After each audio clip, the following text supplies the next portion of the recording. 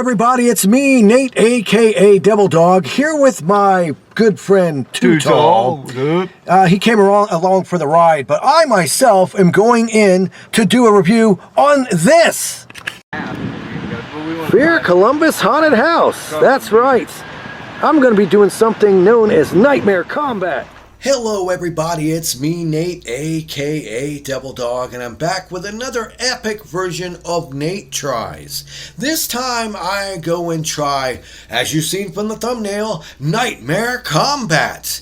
That's right. Well, what the heck is exactly Nightmare Combat?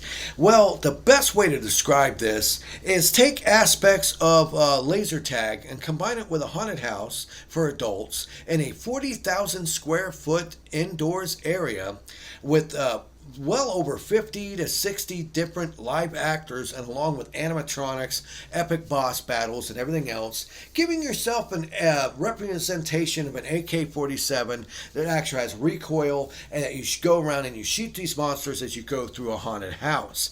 This takes place in a business that's known as Fear Columbus Haunted House. It is a building that they have. It looks like a giant, like could be an old Best Buy building or something, and they have a lot of different things there. But let's get into the details of Nightmare Combat in itself. Now, the first thing is the tickets can be a little bit on the expensive size. They're roughly about $45 a person per person for each ticket. And you're like, well, that's awful expensive. It's like, well, not really if you actually think about how long this actually is. Now, times at the beginning and some stuff like that, you're looking at close to well over 40 to 50 minutes that it takes to get through this attraction. I counted close to well over 60 to 80 different vignettes, as I call them, different areas that you go through, because as you go through, it starts off as you going through different areas like an insane asylum, a slaughterhouse, some outdoor areas like a post-apocalyptic wasteland, and you end up going through some other areas like some almost like if Poison Ivy took over, and you end up with an epic boss battle in a giant room with all kinds of people and some huge ass animatronics. Honestly, I can't show you any of this footage because one, it wouldn't be fair to spoil it for anyone who's actually got tickets to go see this, and two, they don't allow it. So that's why the only things that you have seen in this are stuff from either me in the waiting room or when I'm outside or afterwards, because I don't want to spoil it and I don't want to get in trouble because I kind of want to do this again. Now, certain things I wrote down to remind me about this particular event is once you go and you buy your tickets online, because that's the key thing, you can only purchase your tickets online, and I think there's only about 12 different days that they do this each year for Nightmare Combat. Once they go on sale, if you go to their website, you can join their group, and they'll let you know when the tickets go on sale so you can actually secure them. They have certain days and certain times that you can book your tickets, and you'll receive a QR code on your smartphone which acts like your tickets, and when you go up there they scan it and that's your proof of purchase and you get in. You do have to do an online waiver. You have to be over 18 years old, and naturally there's certain other aspects I have to speculate to let you know. First of all, if you're susceptible to seizures or strobe lights, don't go to this. They have lots of strobe lights. If you're susceptible to claustrophobia, there are certain parts in this where there's a lot of claustrophobic stuff. I'll get into it. Don't go. If you have heart conditions, naturally, why would I have to say this? Don't go! But honestly, if you're a huge fan of haunted houses and stuff, this is a very top-notch adventure. Very high-quality sets as you go through them. The actors are pretty good at what they do, because I myself used to work in haunted houses at Kings Island and other places, so I know what it takes to do this. It's a lot more work than you actually think, people. You know, you have all that stuff glued to your face and you got to keep doing it and resetting and everything. It's a lot more work than you think. So they did an excellent job. But Now, when you're in the waiting room, it's like a queue line to a amusement park attraction. You got all these certain things as you see some of the pictures here I was able to snap. Honestly, it's pretty impressive. You go into this room, there's a couple TVs, and they're playing some heavy metal music. They play Nine Inch Nails. They play other songs from different groups, and it's very loud, very loud. And they got the lights strobing to the music, so it's almost like being at a damn concert. So you get hyped up right from the start with them playing that music so loud as you're waiting your turn. And they have it set to where based on how many people are in your group. You can have a group of from 2 up to 6. And you'll go up to them, and once it's your turn, you're going through this area. They give you your guns now, and they tell you get to test fire them to make sure they work and everything. And they go over the rundowns of how the weapons work, the features of the guns. The thing is, I will have to say, one of the things I thought was kind of poor is they don't really go into detail of what the features are in the guns. They'll tell you in the TV screen like certain features you get, like you can get upgrades, you can get double points and stuff like that, but they don't really tell you how you do that. Some people are like, are there certain things you shoot in the environment to get the bonus to upgrade? Because there's a plus pad on the top of the gun, and there's a button up front that you hit to reload, and you got the little meter on the side that shows you your ammo capacity, and you have an LCD screen on the top of the gun that shows you basically your points, your health bar, and they have a laser scope. If you look to it, it's a dead-on laser scope quite well. I ended up shooting from the hip because it was easier for me because it was hurting my neck to hold it up, because the guns do have a recoil to them. And but I will say this, the size and the weight and the recoil and the muzzle flash is nowhere near as close to a real thing. So if you're expecting good kickback like a normal, it doesn't have that. It's got like a little almost like a rumble feature like you have on a video game controller, which isn't bad, but you still feel the tactile feedback, which is impressive. If you look through the laser sights, it's dead on. It's a red dot if you're shooting an enemy. Once you defeat them, it turns into an X, which is quite clever because then you know the enemy has been defeated. Because some of these enemies take up to 50 hits to actually kill. In fact, there were several parts where we're in there, we killed a guy that fall down dead. We're like, yay, and all of a sudden you see him do this. And he gets back up and attack you again. And oh, he's not dead yet. And it's like 2 or 3 times to kill this guy. And I thought that was really cool, besides all the people popping out everywhere. Now, when you first get in line, they talk about target practice. Now, this kind of led me to think you go in a room and you get to target practice by shooting things. No. The first room you go in, it's a black room. They tell you the rules. They tell you to put the strap over your head or around your shoulder of the gun. And they let you fire it a couple times to make sure it works. That's the target practice, which I was kind of disappointed. I was kind of hoping maybe you got to shoot something, but that's not a big deal, okay? But something I have to point out. And next room you go into is basically the picture room. They have like a vignette set up for you, and you get to take different pictures and different poses, because at the end of the event you have the option of buying a digital version or an actual printed out version of these pictures, which was kind of cool. And it's basically just like an amusement park ride. You can go, I want my picture, or you don't want my picture. It's actually pretty cool.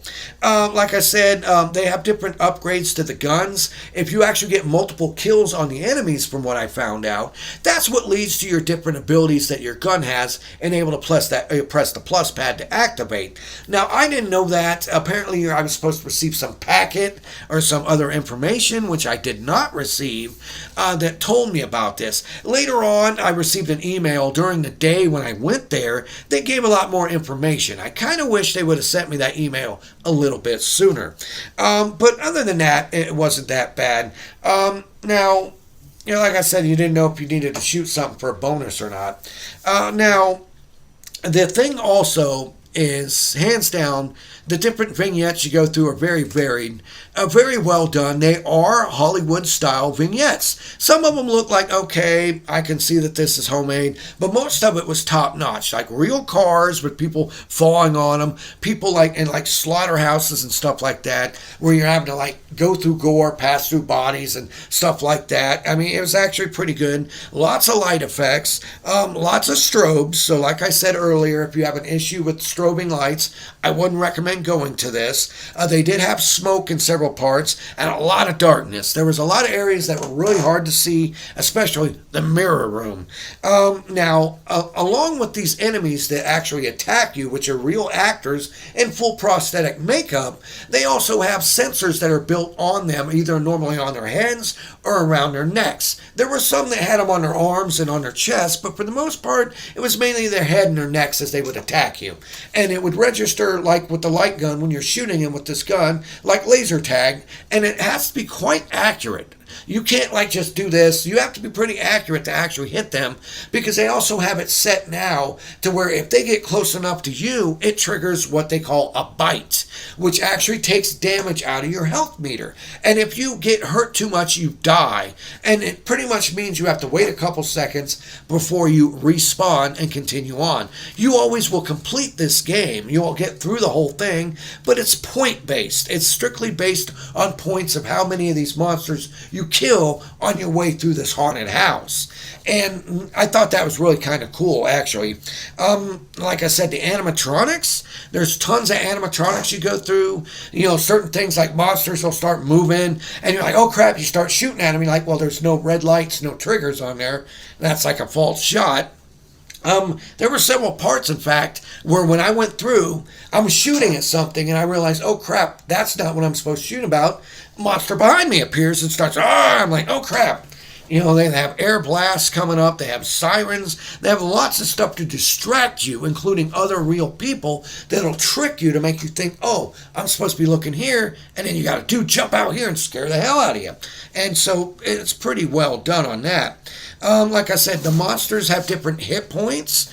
None of them went down with one shot. Every single one went down with at least 10 to 15 shots or more, I noticed. Where you got it, you have full automatic control on your guns. And they even told you if the recoil stops, that doesn't mean anything. The motors in there have to keep from overheating, so they'll shut down sometimes. You just keep pulling that trigger, and you will keep shooting them because you have unlimited ammunition.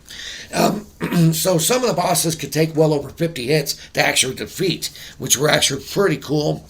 And as you go through different sections and stuff, they'll have certain parts they tell you, you keep moving. You never stop moving. And the only time you stop moving is if there's an enemy blocking your path to continue. You have to defeat them to move on. Or occasionally, if you're too fast or something, they might have an employee show up that will stop you to have you wait long enough for the next group to get through far enough for the enemies to reset and be able to, for you to enjoy it to your maximum potential, which I didn't have a problem with. And when I went through, I didn't have that happen once. Oh, just a quick addition to this video. I had a friend go at a later date to Nightmare Combat, him and two of his buddies, and they did not quite have the same experience as I did. What happened with them is apparently it was later on in the showings when they were getting near the end of this event, and they were sending people through so fast that they caught up with the group in front of them. No one stopped them from catching up, and they were able to actually see the other players shooting the bad guys, and they knew where all the monsters were. Which that sounded very disappointing. I did not experience that, so fortunately I can say my experience was really top tier, but he was disappointed with that fact. And the other thing that really kind of upset him was the fact is at the end with the final boss battle, they ended up pulling him with the other group and saying go in, and it made it to where the enemies went down so fast it wasn't really fair. They weren't able to get their own points in.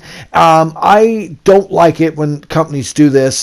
This is an online-only ticket event. You have to go online to purchase your tickets. So I feel that you should have it set in a way to where you know the sheer amount of people that you can go through your event properly. And I find it kind of disrespectful that this company actually went and oversold the tickets to where they were ramming people through so fast that it actually ruined his experience. I really apologize to my friend for that, and I hope it didn't affect anyone else out there. Now, besides that, it's time to get back to the rest of my video on Nightmare Combat. And once, I wasn't walking through fast, but I was constantly walking. The boss battle at the end, I'm not going to get into details, but it was epic. Lots of animatronics, lots of huge animatronics, smoke, and enemies. It was pretty cool because the guy even said, when you go in here, kill everything that you see.